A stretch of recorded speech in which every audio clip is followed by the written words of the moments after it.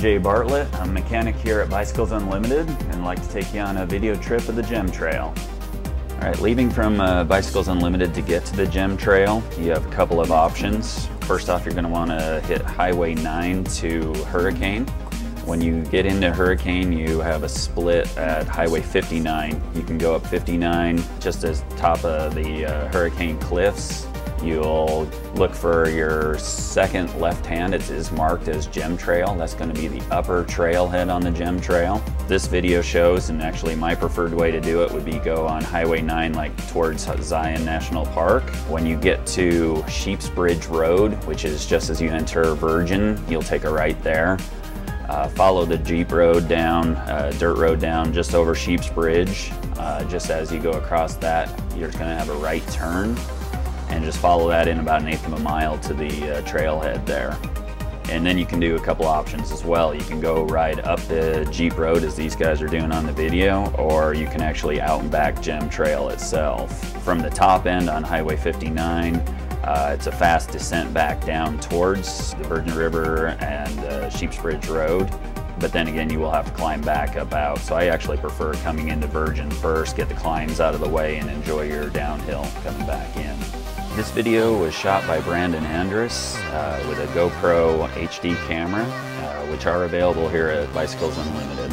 Here we have the main downhill section of the JEM Trail. In my opinion, one of the best descents in all of southern Utah. If you're running all the way back down to Sheep's Bridge Road, you're going to have about 7.5 miles of fast, flowy descent. It's almost like skiing. It's really a great trail through all the desert single track here.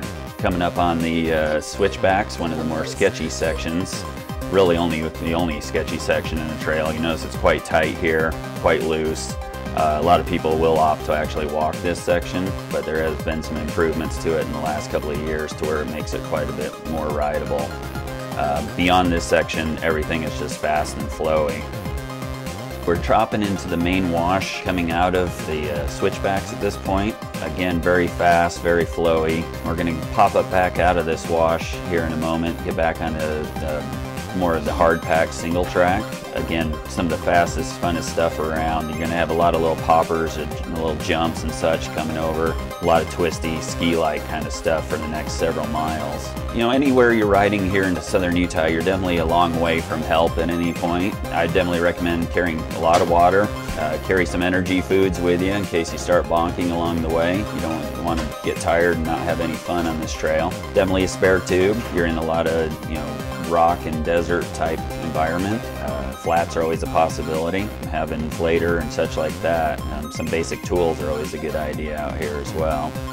Remember, in the summer, very hot out here, so carry plenty of liquids. Really, in St. George, you can ride this trail any time of year. The middle of the summer is quite difficult. You'll want to get out early to do it then. But basically, spring and fall are your two premium times. The weather is going to be the most mild. Temperatures are going to be definitely mild. But even in the winter, as long as it hasn't rained heavily recently or snowed, which it will get a little bit of snow occasionally during the winter, it's basically open year-round.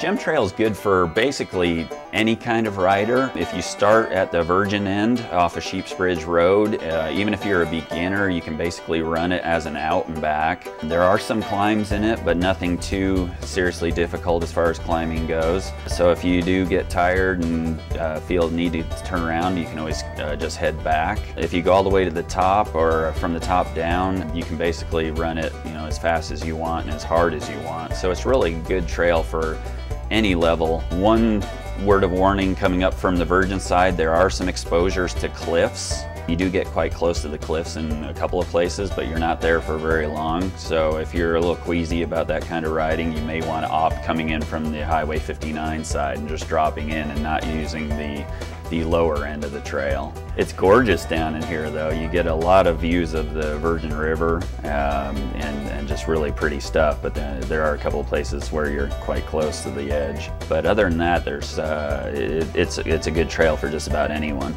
Okay, hope you enjoyed the ride. If we can do anything for you as far as maps or rental bikes or just kind of pointing out some of the trails in the area, please stop by Bicycles Unlimited.